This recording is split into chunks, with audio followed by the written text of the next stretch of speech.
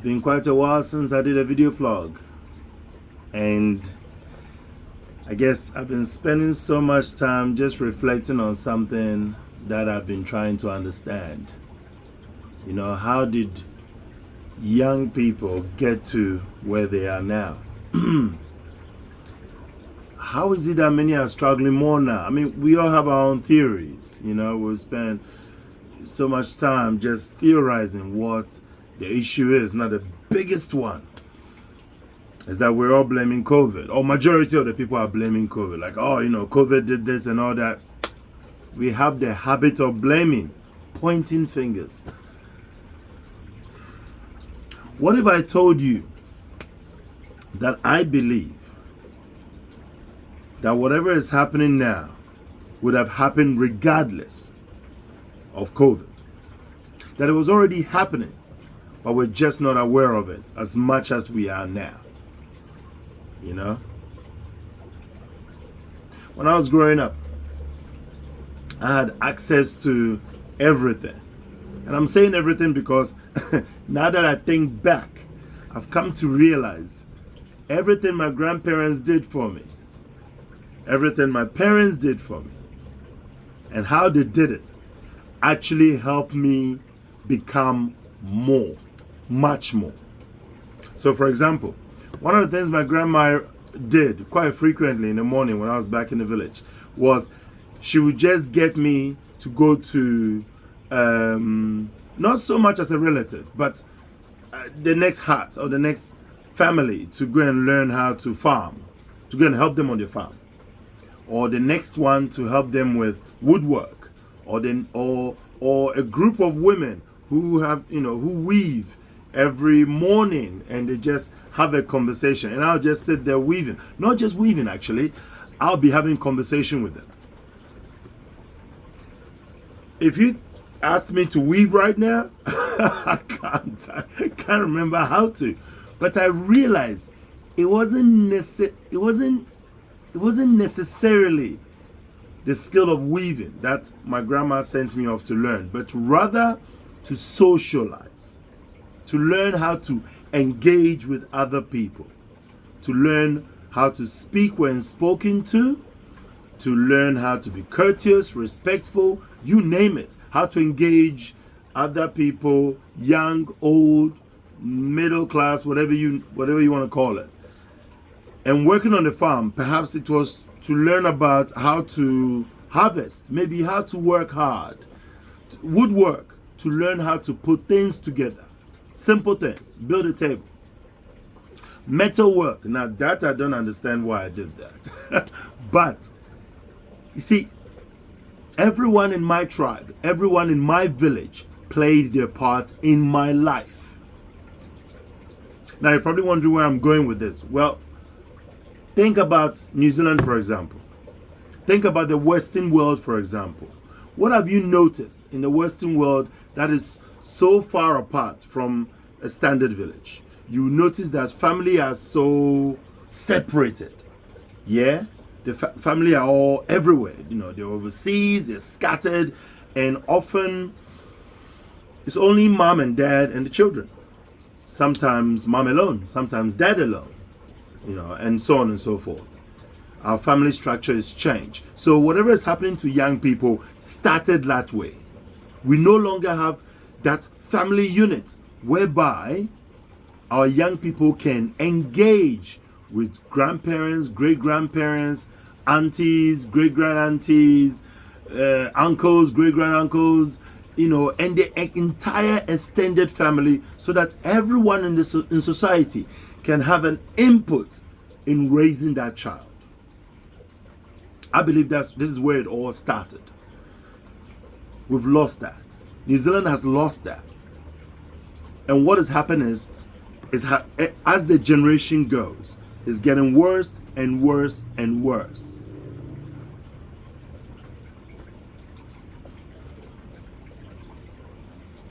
It's so strange. We're not spending time to understand how these things begin. We're spending time focusing on blaming each other. You know, it's so counterproductive. It's this person's fault. It's the government's fault. It's the agency's fault. it's so and so's fault. We're just busy wasting time and energy, blaming each other, and the problem is still there. So you're probably thinking, Moses, what have you done to solve this problem? I'll tell you. I created my own village. That's it. My own village with mentors, male, female, in-betweens and all that, with good sense of community. I created a village that families can benefit from. Hell, I spend myself working 7 days a week. Many of my mentors work 7 days a week. That's right. Monday to Sunday. Strange, huh? You'll be thinking, oh, that's just too much. No. When any of our families at Pride Lands need support, they can call us. We can support them. We now provide, overnight respite care in the home.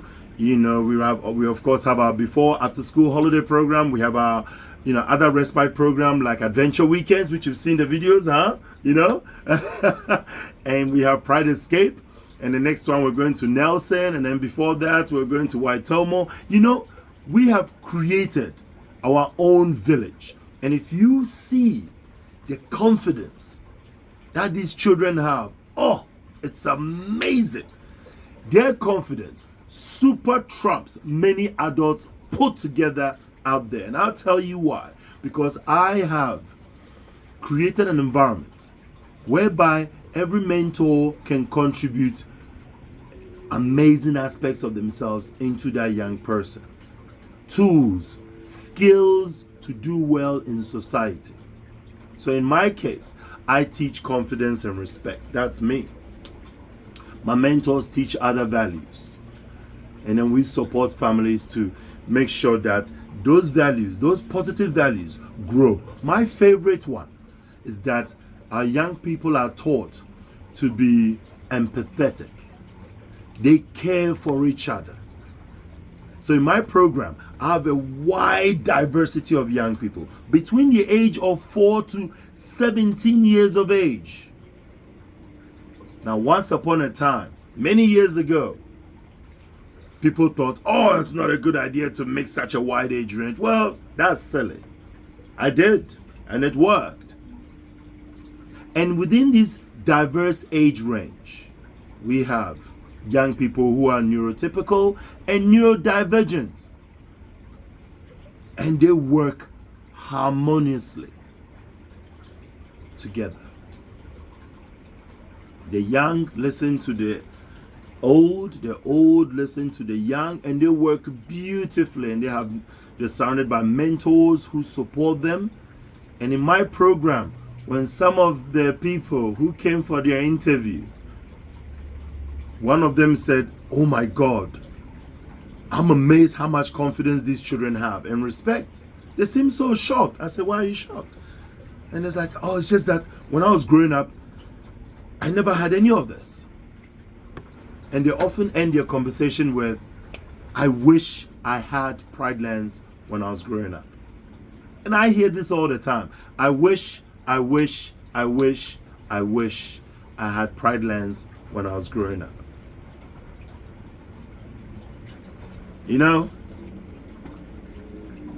When I first created Pride Lands, those were one of the tough times in my life. That was in 2006. And I did it knowing and believing what I was getting myself into. I had to convince society that this was what was missing. But I had to suffer for it. I know it sounds weird, I had to suffer for it. But I did not stop. I believed in what I was offering. Hell, to the point that many businesses out there, and I mean this, are trying to replicate what I do. People, you can't replicate passion. I am an original. That means you just can't get up and replicate what I do. It has to come from here. So, Ladies and gentlemen, parents out there, you need to focus on businesses and entities and childcare providers who are actually interested in catering for your children's well-being, well above what they need or want, well above. If it's not from here, then I guarantee you it's only an obligation, and your children are nothing but a product that needs to be catered for. I hate to say, but it's true. I have a good feeling you know that. I have a good feeling you all know that. But we just try and pretend. We don't want to know. No, don't say it. You can close your eyes all you want. You can close your ears all you want. But the problem is here, and it's not going to go away. And to solve it, you need to face it head on and see the truth. And the truth is, not everyone cares about working with young people. Many just want work. Many just want jobs. But there are a few of us who are passionate and truly care about the potential and the future of your young people. Ladies and gentlemen, it's good to reconnect again. And I look forward to sharing more with you, especially how I have been able to take one service after another and its purpose in my village called the Pride Lands. Thank you all. Have a good day. See ya.